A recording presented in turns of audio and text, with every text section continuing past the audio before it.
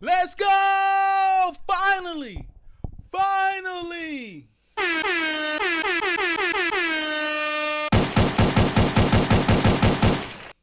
Finally, we got people jumping out the window. We have a real fucking rap beef.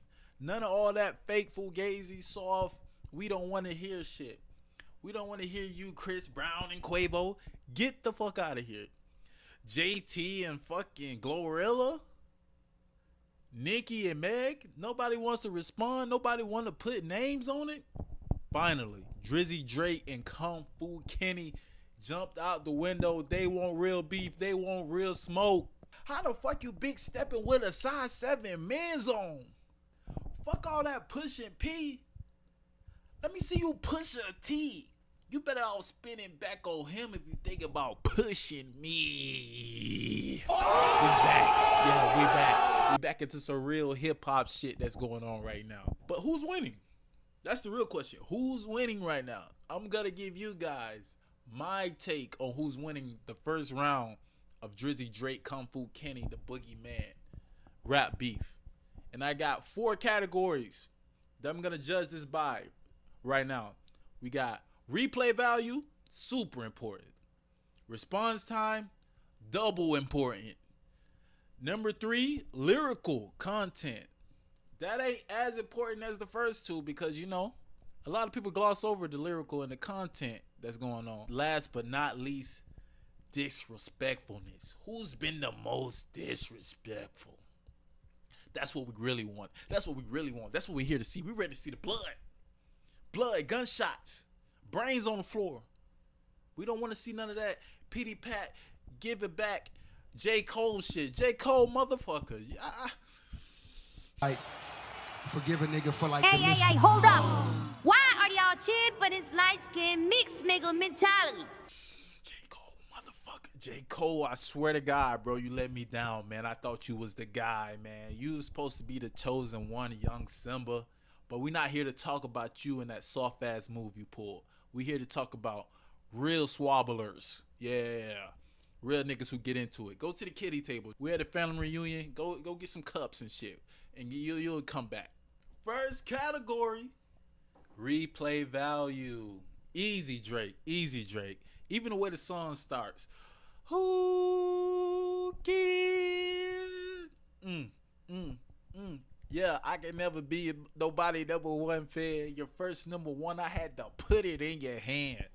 Even the way the song sounds, how lit the beat is, it's like a club anthem type shit. This is very important that Drake's doing this. This is his angle. This is where he fights. This is his style of fighting. He's in the pop arena. He's in the clubs. He wants you to hear this everywhere you fucking go. Everywhere you go. So Drake, I love the strategy. I just think Kendrick, you had your moments, you know, with the Pusha T line and the we don't want to hear you say nigga no more line. Like all those lines is catchy, but it ain't what Drake was doing to you, man. Like how the fuck you big stepping with a size 7 man's on? Like go straight for it, man. We know niggas don't play about their height, man. We like you get very insecure about that. I ain't got that problem, but a lot of people do. Then you got the Drizzy Chip and Dale probably got your bitch your nail. I just got them done. Don't make me have to chip a nail. That's the type of shit you gonna see in the girls' comments, in the girls' captions on the Instagram posts. Very important, Drake, that you get the girls on your side. They don't really listen, but whatever song sounds the best, they gonna go with that person. So very smart, Drake. Metro, shut your whole ass up and make some drums, nigga. Like, and the beat drops out, and that's just the only thing you hear. Like, that's the shit that you hear in the club. I'm the top dog. I'm the front runner. Beat goes out. Metro, shut your whole ass up and make some drums, nigga. This nigga Drake beefing with the producers and all, man. Drake is taking shots at everybody, man. Then I like the way he finished the song. Drop a 50 pound in the I just really try to keep it PG Lane, Kendrick's blunt brand. Like he throwing shots even there, bro. Like Drake win with replay value. Drake, you got it. That's your lane. He wasn't gonna beat you there. All right, Drake. Category 1, win. Category 2, we got response time. Super important. This is the category that tells us as fans who's really about it, who really wants the smoke, who's on that type of timing. And we're gonna have to give it to Kendrick. I know you guys thinking, damn, Kendrick, it took Kendrick shorter time to respond to Drake than Drake. Aubrey. Drake. The nigga that got bodied by Pusha T. The nigga that hiding his kid from the world, but his world wouldn't hide from the kid. Yes, it did. Kendrick Like That came out March 26th. Drake official record came out April 19th. That's 25 days-ish. Then we have fucking Kendrick, who came out on the 30th, yesterday. 17 days from when Push-Ups came out. Even if you want to give Drake the initial leak day, which was the 13th, where he don't even have half of that song still together on the official version. So I don't want to give him that. Even if you give him that, it's 18 to 17. So we're going to give that to Kendrick. Easy category. We don't have to go too deep into it. Kendrick came faster. No Diddy. But he did. This is the category that a lot of fans skip over because they don't really want to listen. You know, just whatever sounds good is what's going to win. But this is very important to me because I like to listen to rap, you know. This is my second favorite genre behind R&B. We'll get into that later. But listen, lyrical content. A lot of what Drake was saying is the reason why I gonna go with Kendrick in this category. You are a hater. Like a lot of what you were saying, Drake, couldn't be applied to you, man. You have a lot of people in your pot too, grabbing, trying to eat some food off your plate. You signed to Lil Wayne, who was signed to Birdman. Birdman signed to Universal, and so on and so on and so on.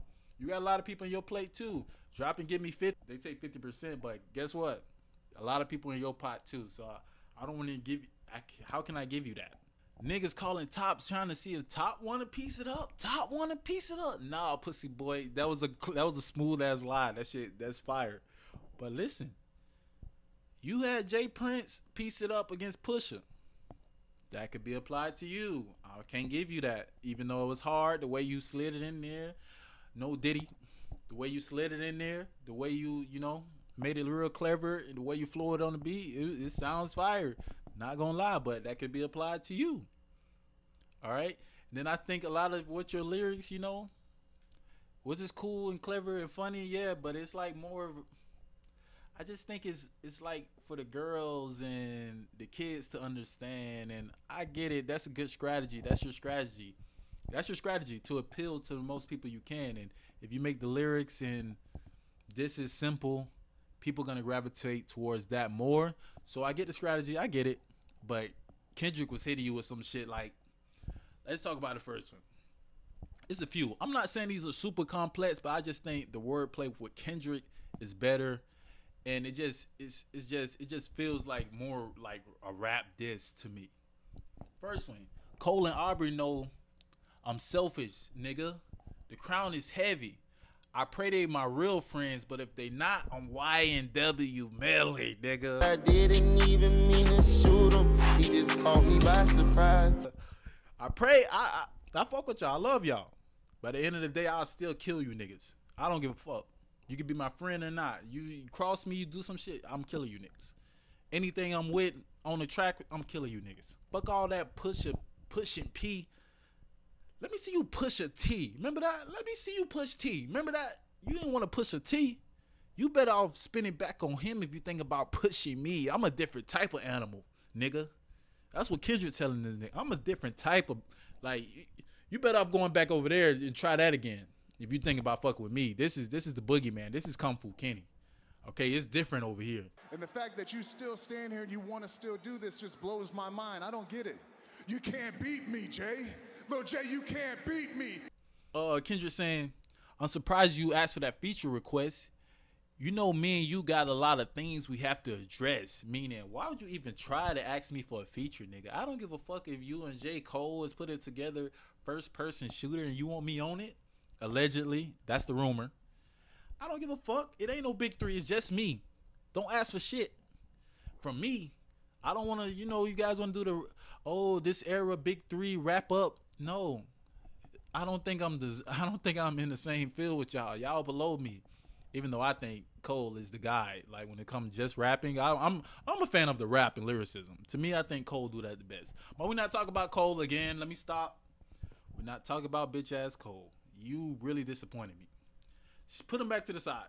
Go get the water and shit. Yeah, go to the store, the corner store, and go get us some chips, man. We not talking about you. Do me a favor, please. Get out of here. Get out of here, man. Don't ask me for shit. That's what Kendrick's saying. Don't ask me for shit. I don't care. Let's talk about splits. You was signed to a nigga that was signed to a nigga that said he was signed by another nigga. Of course, I might have 50-50 with somebody, but that was me, you know. They really propped me up in LA. They really thought I was gonna be something. They took a chance on me, 50-50. But don't try to act like it ain't nobody with hands in your pockets either, Drake. Apple, Birdman, Lil Wayne, Lucian. Like, you got a lot of people in your pockets too. I get you a big artist, and you know what they say. I'd rather have a percentage of a lot than a lot of nothing, than 100% of nothing. Like, I'd rather have 10%, 30% of $1 billion than 100% of something that ain't worth shit. So Drake, you a big artist, you know. As long as you making a lot of money, you gonna make a lot of money. But at the end of the day, there's a lot of people in your hands, got hands in your pockets too. So don't try to come for me with that.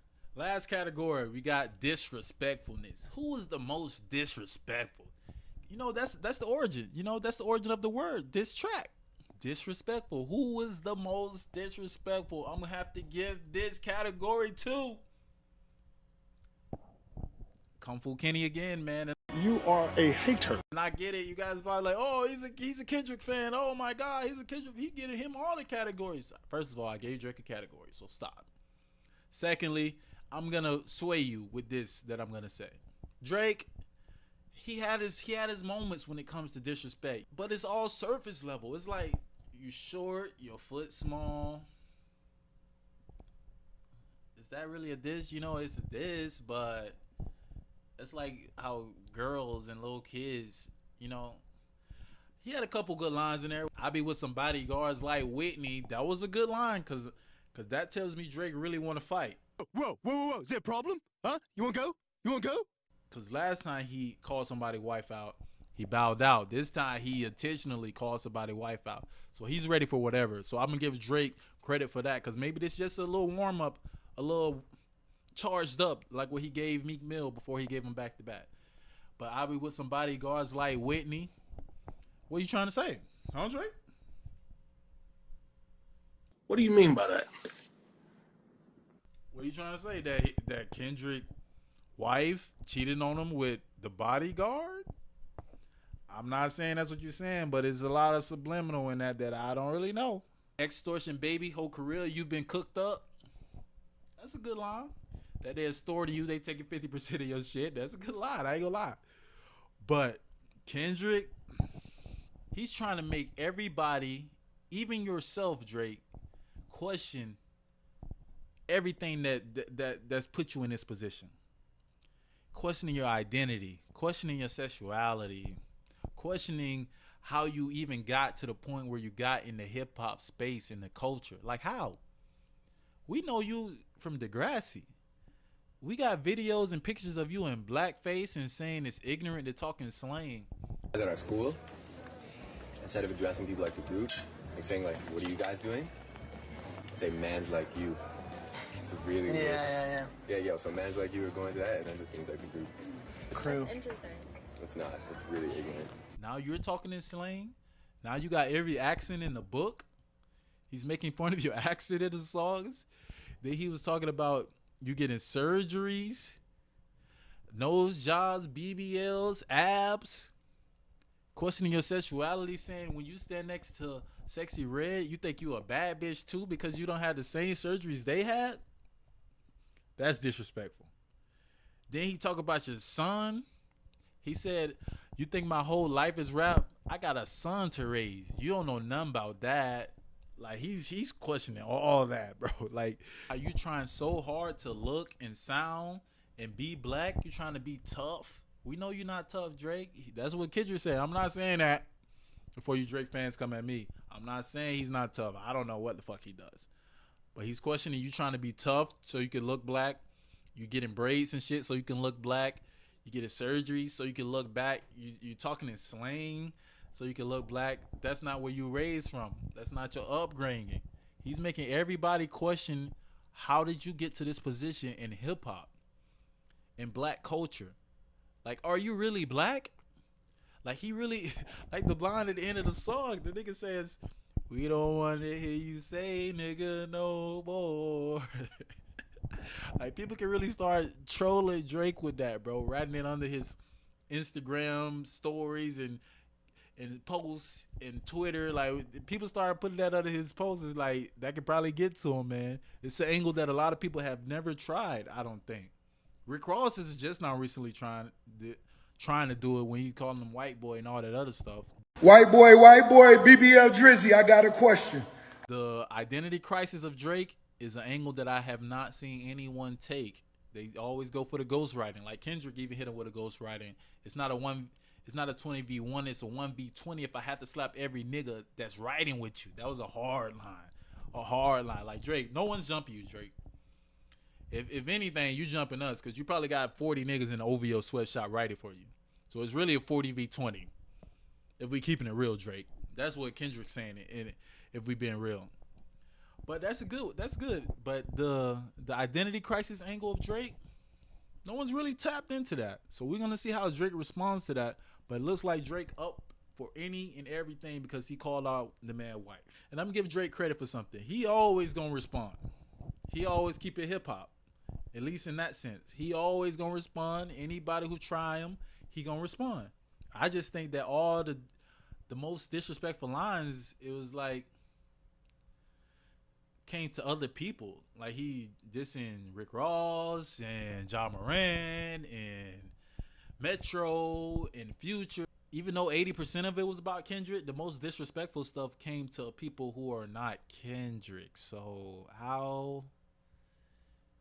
don't know how to, the math ain't math for me when it comes to that. So I'm gonna give that to Kendrick. Round one, gonna go to Kendrick. If this was a boxing card, I'm gonna say 10-8 Kendrick. 10-8 Kendrick. It's not too bad. Drake can still recover. He can still get off the mat. Even though I don't think he's in the mat. He didn't put him on the mat. He stumbled him. It's like this is what Kendrick did to him. Drake walked in the party, Kendrick standing there, and then Drake walked past and hit him with his shoulder.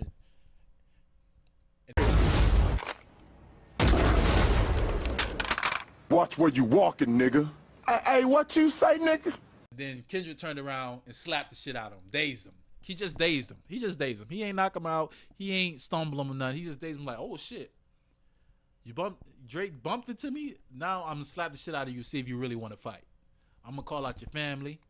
I'm gonna call out your kid, your sexuality, everything. Your upbringing, everything. I'm gonna make you question everything. So I like it so far, but I'm gonna give the first round to Kendrick. 65%, 35%. Drake, you on the clock now. You on the clock. But thank you guys for watching. Like, comment, and subscribe. Do all the YouTube stuff for me. Share the video, please. Peace.